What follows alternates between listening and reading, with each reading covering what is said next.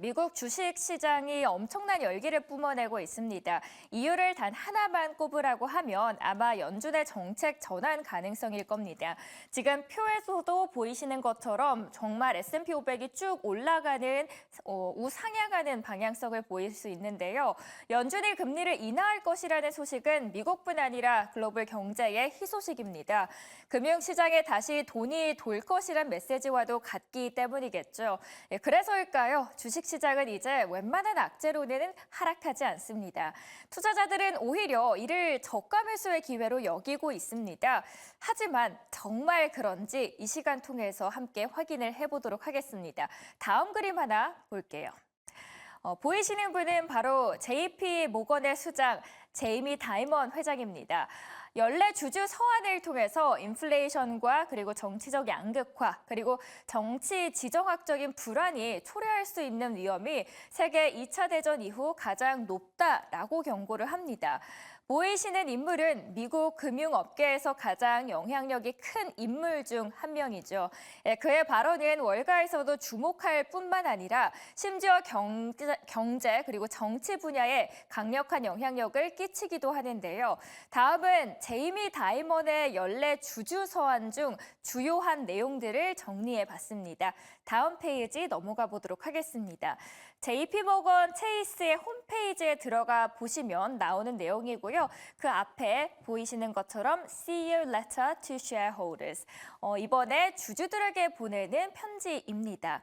다음 장 바로 넘어가서 보도록 할게요.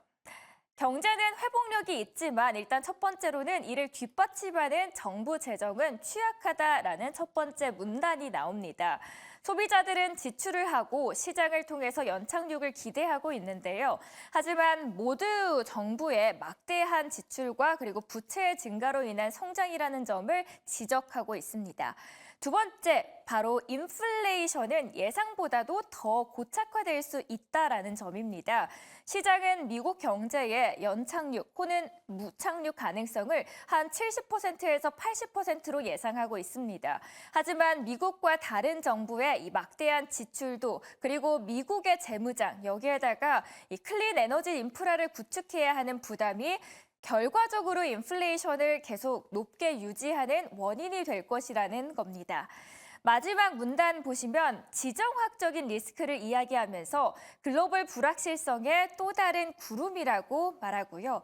그리고 산업 정책은 필요하지만 제한적이고 목표가 있어야 한다라고 언급하는데요. 이 중국에 대해서는 강경해야 하지만 또한 협력을 해야 한다라고 하면서 중국과의 경쟁을 위해서 인플레이션 감소법과 또 반도체법 같은 이 해당 산업의 정부를 지원을 하기 위해서 활용하는 것은 좋은 예시다라고 설명을 합니다.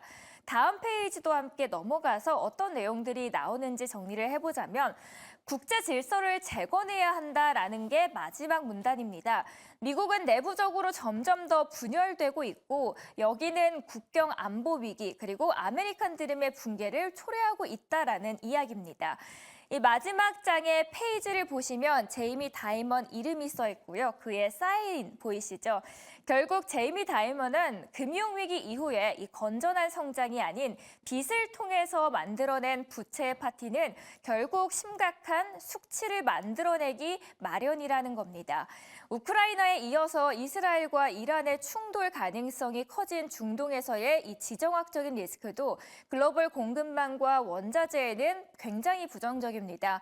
또 대만의 강진과 볼티모어 항구 폐쇄 등의 악재가 글로벌 공급망과 무역의 흐름을 방해할 것이라는 분석 또한 안에 나와 있습니다. 블룸버그의 주요 무역 추적 지표에 보시면 실제로 4월 10개 지표 중에서 3개가 정상 이하의 영역으로 떨어져 있습니다. 그래서 결론적으로는 이겁니다. 이 견고해 보이는 미국 경제도 실상은 다를 수 있다라는 거죠. 지난주 시장은 예상보다 훨씬 강력한 고용 보고서를 받았습니다. 3월에 신규 고용만 30만 3천 건, 다음 페이지 통해서 저희가 표 보도록 하겠습니다. 이 월가 예상치를 크게 상회한 겁니다. 하지만 내용들을 자세하게 살펴보면 크게 긍정적이다라고 보기에는 어렵습니다. 일단 미국은 지난 3월에 제조업에서 신규 고용을 전혀 창출하지 못했습니다. 반면에 정부에서 7만 1,000명의 직원을 고용해서 고용 시장을 이끌었죠. 그리고 마지막 차트도 하나 더 보도록 하겠습니다. 더 심각한 거는 이 풀타임 정직원은 6천 명이 줄어든 반면에 아르바이트로 인식되는 이 파트타임 직원은 무려 69만 명이 증가했다라는 점입니다. 미국의 신규 고용이 예상보다 높게 창출됐다고 하지만 압도적 다수가 파트타임의 정부 고용이 대부분입니다.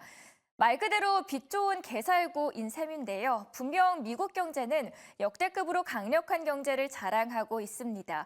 실업률은 역사적으로 가장 낮은 수준이고 수요는 빠르게 회복하고 있죠. 하지만 과연 미국과 글로벌 경제의 내실이 튼튼한지는 다시 생각해 볼 필요가 있는 듯합니다. 오늘 외신 스케치 마치도록 하겠습니다.